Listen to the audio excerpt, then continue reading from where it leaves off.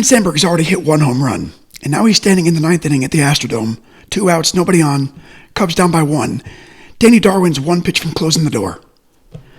Then Sandberg hits another one. Tie game. First place Cubs have been punched around all weekend in Houston, but suddenly they got their air again.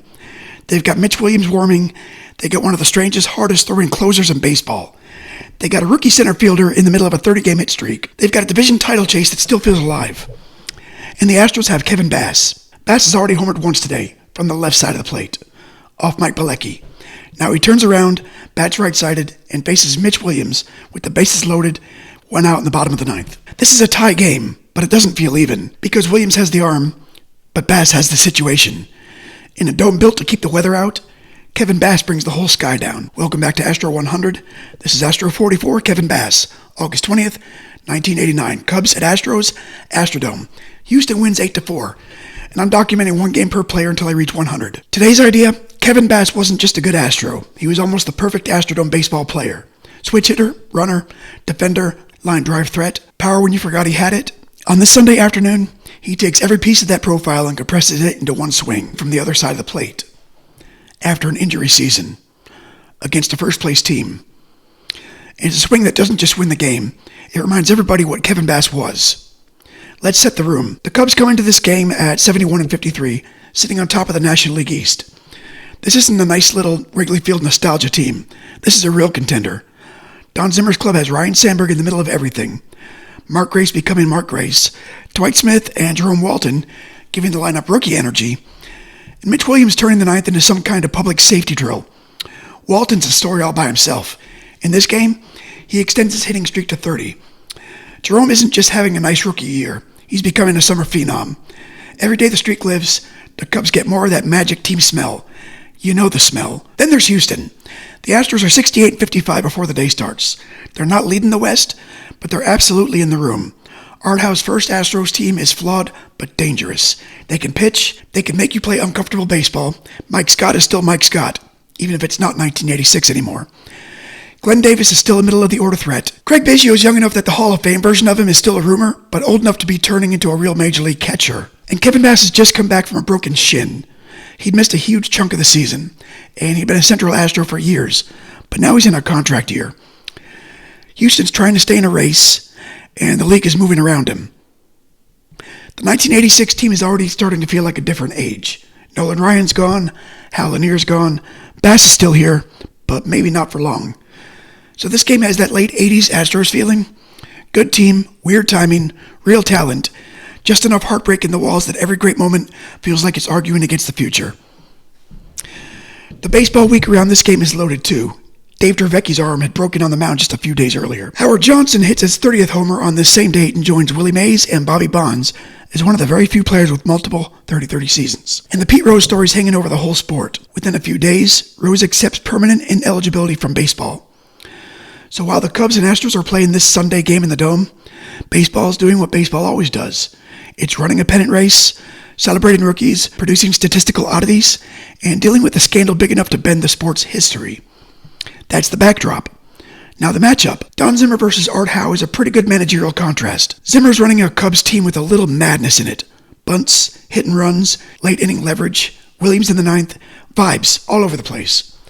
Howe is managing Houston in the first season after Hal Lanier, trying to keep the Astros competitive while the roster begins to turn. Mike Scott versus Mike Bilecki, and that's a better matchup than it sounds if you're only remembering the names in hindsight. Scott's the bigger historical figure, obviously. Cy Young Award winner, split-finger demon, and one of the scariest pitchers in the National League at his peak. By 1989, he's not just living off reputation. He ends the season with 20 wins and finishes second in the Cy Young voting. But Bilecki's having the year of his life.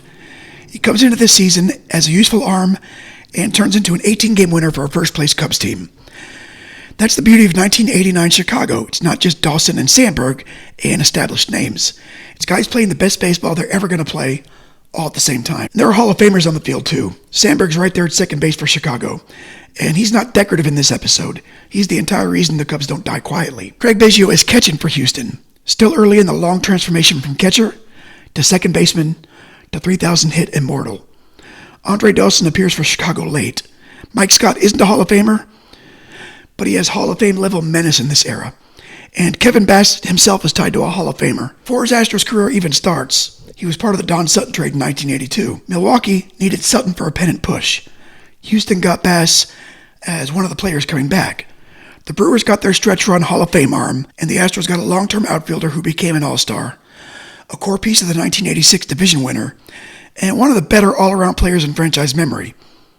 It's not a bad consolation prize. Actually, it's a lot better than consolation. Bass is one of those players who can get flattened if you only look for one giant career number. He didn't hit 300 homers, he didn't win an MVP, and he didn't make 5 all-star teams.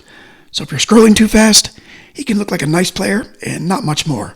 But slow down.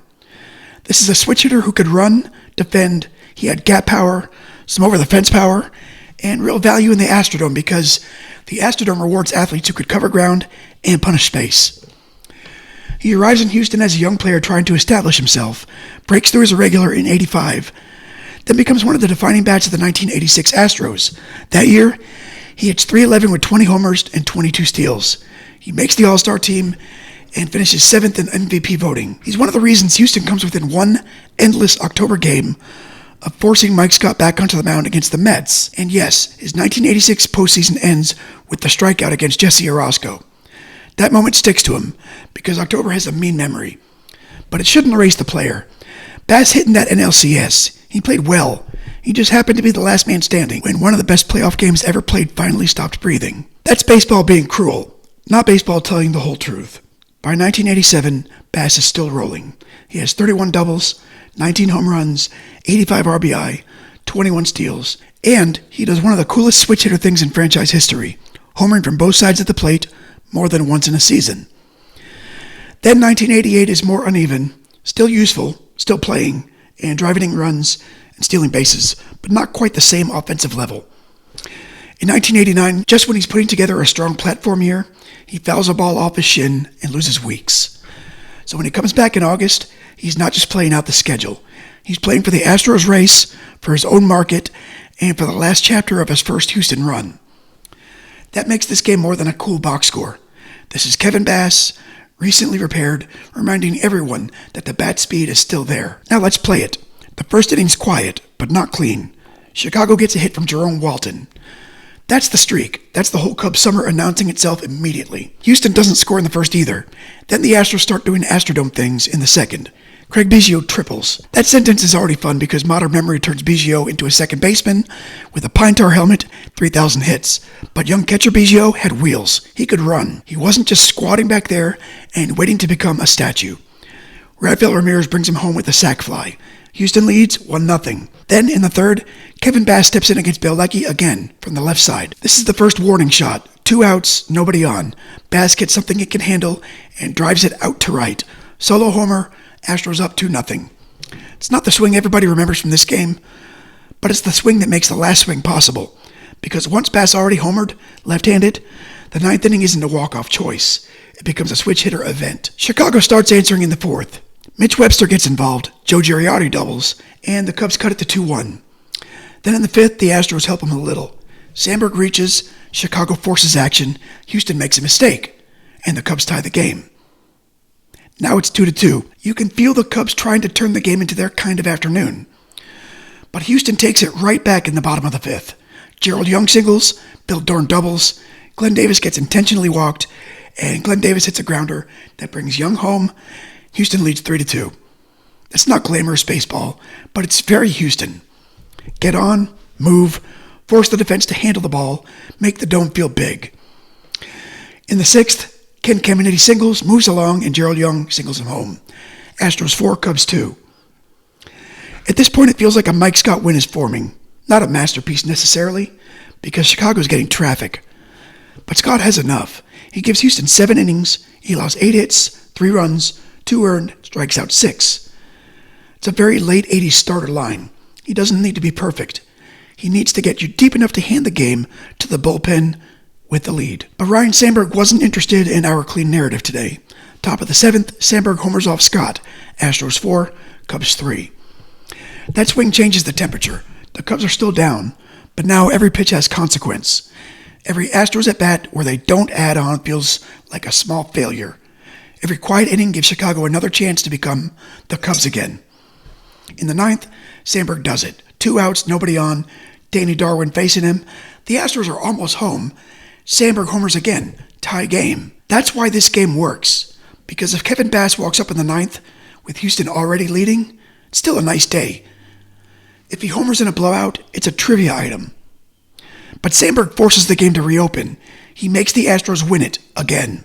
Bottom of the ninth, Rafael Ramirez walks against Les Lancaster. Craig Reynolds comes in to run. Gerald Young gets hit by Mitch Williams. Bill Dorn strikes out, and that creates one out but leaves the bases loaded for Bass. From Chicago's side, this is terrifying in a very specific Mitch Williams way. Williams, he's got incredible stuff.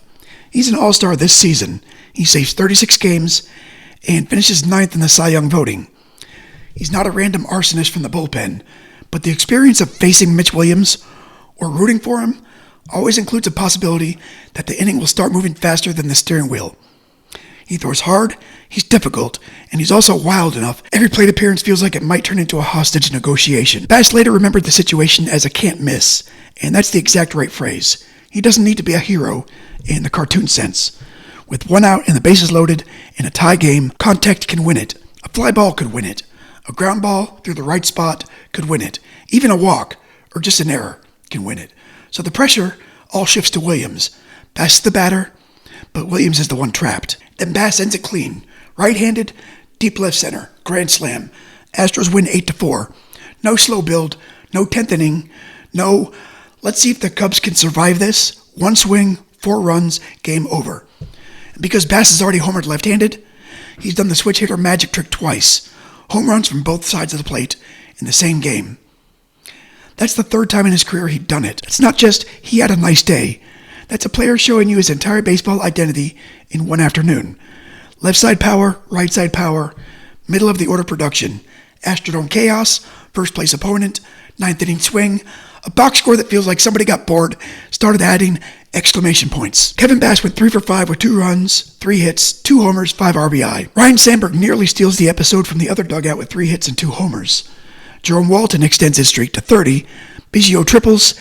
Caminiti gets 2 hits. Gerald Young scores twice. Danny Darwin blows the save and still gets the win. This is the kind of game I'd show somebody who doesn't understand why baseball people talk like weird archivists. Because on the surface, it's just 8-4.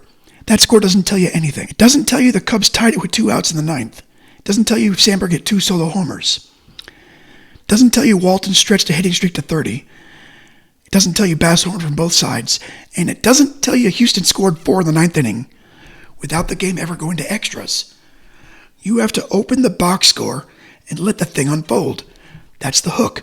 Baseball hides entire short stories inside ordinary-looking finals. For the Cubs, this is a nasty little road bump. They're still going to win the NL East, so the game doesn't derail their season. But the Astros sweep them in Houston. This one has to sting because they got exactly the swing they needed from Sandberg in the 9th. Then watch the bottom fall out anyway. Chicago's 1989 team is fun because it's a little improbable. Sandberg's great. Dawson's still around. Grace is emerging. Walton and Dwight Smith give them a charge. Bilecki has a career year, and Williams makes the bullpen feel combustible in both directions. That team reaches the NLCS, and then the Giants beat them in 5. So this Cubs season ends short of the World Series, but it still has a real place in franchise memory because it's one of those years where Wrigley feels awake. For Houston, this win's part of a different kind of season. The Astros finished 86-76, 3rd in the NL West, 6 games behind the Giants. That sounds like a good season that didn't get rewarded, which is exactly what it was. Mike Scott 120, Glenn Davis hit 34, Biggio got a silver slugger. There's talent everywhere, but the division doesn't open up for them. And Bass, he finishes the year at 387 games. The missed time keeps the counting numbers down, but the quality's there. Then he leaves. He signs with the Giants after the season. Goes back closer to home. Houston loses one of the players who made the 80s Astros feel like the 80s Astros. He'll come back later. There's a second Houston chapter, but this game belongs to the first chapter's last summer. That's the emotional center. This isn't young Kevin Bass breaking through, and it's not 1986 Kevin Bass in the middle of everything. This is post-injury Kevin Bass after the near-miss years with free agency coming, reminding the Astrodome he still knows where the loud part is. And there's something very clean about him doing it against the Cubs, because the Cubs are carrying all this visible magic. Walton's streak, Sandberg's brilliance, Zimmer's whole act, Mitch Williams throwing thunderbolts. With the control panel flickering, Houston's magic is quieter. The dome, the turf, the gaps, switch hitter, veteran starter, the catcher who becomes a franchise monument, the crowd of nearly 39,000 watching a good team that maybe isn't quite good enough, but can still make a first-place team feel trapped. That's the Kevin Bass zone. He didn't need baseball to be tidy. He could beat you in the untidy parts. That's why he fits this project. Astro 100 can't just be the biggest names or the cleanest Hall of Fame paths or the obvious statues. Has to catch the players who gave the franchise texture. He's 1986 optimism and 1986 pain. He's Don Sutton trade value, paying Houston back for years. He's the Astrodome as a skill set and a switch hitter with enough speed to stretch the field and enough power to end the day. On August 20th, 1989, he's the answer to a question that Ryne Sandberg just asked. Sandberg asks, what if the Cubs aren't dead? Bass answers, they are now. Next time we jump back to the Warriors side of the project for Warrior 20, Joe Ellis. November 23rd, 1968. Different sport, different decade, different kind of player. Same project. One game, one player, one piece of franchise memory pulled back into the light. That's Astro 44, Kevin Bass, August 20th, 1989. 2 homers, 5 RBI, a walk-off grand slam. Homers from both sides of the plate. Cubs tied in the 9th. Houston ends it anyway. Some games tell you who won. This one tells you who fit the building. Kevin Bass fit the Astrodome, and for one Sunday afternoon, the Astrodome fit him right back. Stay kind and keep moving. And thanks for watching.